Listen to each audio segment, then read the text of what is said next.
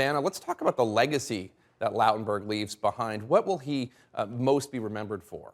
A lot of legislative accomplishments, like you said, Jake, that actually affect people's lives. We talk a lot about inaction here. Well, he was somebody who did act. And let me just give our viewers some examples. When you get on a plane now and there is no smoke, it is because of legislation that Frank Lautenberg helped push. He's the reason why there's no smoking on airplanes. With regard to tobacco, he was a fierce opponent of tobacco from early on, even when it was incredibly unpopular.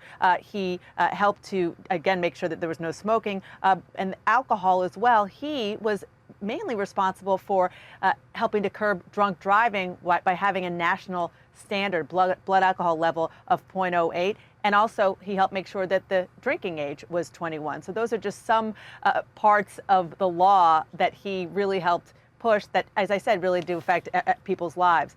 With regard to how he is being remembered here today, Jake, as is tradition, they have put a black drape over his desk in the Senate and flowers as well. There's a condolence book in his office. Look, he is somebody who lived a very long and a very robust life, but he also is somebody who stuck out here. I can say this as a point of personal privilege, as you know, you did too, walking around the halls here in Congress. He was always polite. He always had good humor, even when he clearly was not feeling well in recent months, and even when we were talking about political issues that really got under his skin, like, for example, the idea that the Newark Mayor Cory Booker, fellow Democrat, announced that he was going to run against him, which eventually helped Lautenberg decide that he was going to retire. And briefly, Dana, Democrats have a very narrow majority in the Senate to turn to crass politics. They just lost a seat. It will probably be replaced.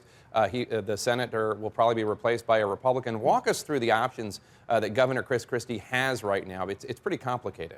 It is complicated, and some things we don't really know because there are disputes in the law. But what we do know is that he, as a Republican, does have the ability to appoint somebody who is a Republican. So at least in the near term, it means that that Democratic seat will go Republican. The open question is when or if there has to be a special election, because Senator Lautenberg's term is already up in 2014.